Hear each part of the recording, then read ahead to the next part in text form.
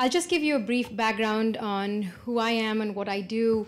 I work at Bayer Pharmaceuticals, so I am from the biotech and pharma industry. I've been in this industry for 15 years now.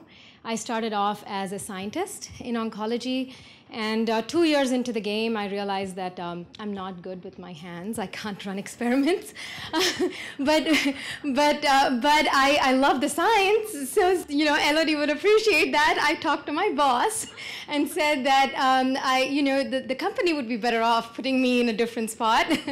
I love the science, but I would love to be someplace else, and I think the environment I was in, a lot of the people appreciated that, candor and wanting to explore. So I moved entirely to a different function in sales and marketing. And I did that. I'll talk about that later on and how I did that. I have since been in marketing and commercial roles. I was in US marketing for hemophilia, and then I moved to global strategy roles. I actually left Bayer, went to a diagnostics company, came back, and currently I work in pipeline, in commercial pipeline development for diagnostics and personalized medicine and genomics. So that's kind of where the science is taking us. I love what I do right now. I'll give you a few examples now in case study style. I work in a global setting, which means that we work with European colleagues, US colleagues, Asian colleagues, and almost everybody. And the setting that I work in, I'm the commercial representative for all of the early pipeline drugs, which means I have to convince the scientists and the clinicians that we should be working in certain cancer types and working towards the business goals, the T that someone spoke about earlier, and across cultures. So I have to do that convincing job as well. I recently came up with an innovative idea and spoke to my boss and management and suggested that, hey, here are some specific ideas and a launch process that we could follow to help successfully launch drugs into the market and prepare them with the test that comes with it, because there are lots of challenges in that game. So I spoke with some of my European colleagues. They were extremely excited about it, and things moved on, and I think there was lots of traction in the company.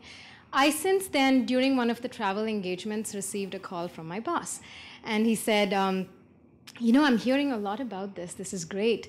I hope that you're not deviating from your core responsibilities. It's like, okay. And the next thing I heard was that you have 19 drugs in your portfolio. I hope that this isn't taking away from that, because that is the core, right? You have to make sure that those drugs are successful and it's moving forward. And I said, yeah, that's true. And so a few things clicked in my head, and while I was on the phone with him, I said, I'm so glad that you're looking into this. Actually, this whole idea came about as part of my core. As you can see from the personal, the objectives that we both wrote up together, one of the objectives was to help launch drugs into the market successfully and prepare them. And that was what I had in my mind when I was developing this program. And so that you would look more successful, and then as a team, we would do a fantastic job, and all these 19 drugs in my folio would be well prepared, and I could do it with just one program. How cool is that? And after that, he was like, yeah, that's true. And I said, the head of the biomarker team in Berlin is excited. He wants to come for this program that I'm putting together in person, and a couple of other companies. I rattled off all the names of the top companies who are also coming. And then he felt, yeah, actually, that's cool. Let's talk. So I guess the message here was, I think as entrepreneurs and as female, I guess, workers, we are extremely innovative. There is a lot of innovation inside of us, but the problem is trying to manage others in receiving your innovative ideas. Right, so it's how do you mold everybody around you to say, hey, my idea is cool, listen to me. So part of it is trying to manage the people around you and bringing them towards your ideas. It's guiding everybody to your island. That's sort of what I have in my mind, so that it no longer is an island. And doing that without showing frustration or emotion, doing that in a very guided fashion, using the old MBA techniques, right? What's in it for them, and all that stuff that we learn and we forget. But there's something in it, you know. It's how do you guide people to hear about you. Second thing is throwing the humility out the door. Right, one of the second things I always do, and I continue to do this in my work, is I work with people in Europe and people in Asia and with them, and it's essentially they don't know. When I first started in my job, nobody knew who I was. Yeah, she used to work in the lab. Yeah, she used to do something, and what, you know, nobody really knew. So you have to toot your own horn. You have to be able to say that, hey, I launched a few products and they were successful. And you know, when I went to this diagnostics company, I experienced the launch of the Pfizer product and the Roche product, and this is what I learned. And you know, this is useful. So toot your own horn, throw humility out the door. I think a lot of the time, as women especially, we feel that we shouldn't talk about ourselves.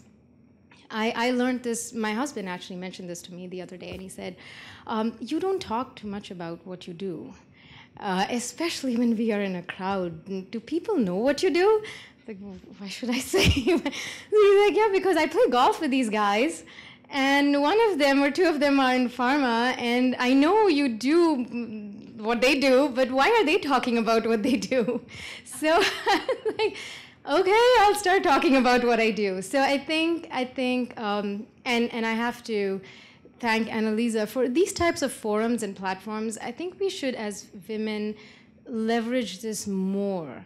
Network, leverage, talk about yourself. You don't have to be shy. You don't have, and more for when you're younger in the business and you're learning and you are doing something that's, you know, technologically advanced, talk about it. When you're in a crowd, discuss with people what you do. You will learn about new things that are also coming up. So the second thing is, you know, talk about what you do, throw humility out the door, be brave. My last example I will give you is I was in a board meeting, the senior vice president, extremely intimidating guy. Nobody likes to say no to him. His ideas are always right. So, and he's from a large company from the past. So he was suggesting that we combine a drug with a certain other, you know, chemotherapy. And everybody said, yeah, that's a great idea. And I just spoke up and I said, I did some market research based on this, and our team realized that no one uses this particular chemo anymore, and I'm afraid that the drug might not get adopted, so maybe we should be thinking about what might be in the future standard of care, so we combine it with that instead of what is now. My boss looked at me like I was going to die, and he was going to die. and in fact, when I came back to my office, and because there was silence, and the guy just said, and then he came back, and he said, Sangeeta, you know, it's great that you're speaking up. I know you're bold, but you know, be careful. You know, David's a big guy, and I said, okay. But ever since then, when I walk down the hall, David will look at the senior VP, will look at me, and he will stop and say, hello, how are you? And my boss even told me, he said, he's actually looking at you. And so, lesson here, be bold, and people who are in high positions, especially if they are in high positions, they have got to that level because they were once in your position. And they spoke up, and they were bold. And part of what Katina was talking about, don't be afraid to fail. Whatever I said, he probably knows it, and I run the risk of appearing as a fool, but I had some data backing me up. I had some logic in my head, and I decided I would speak up.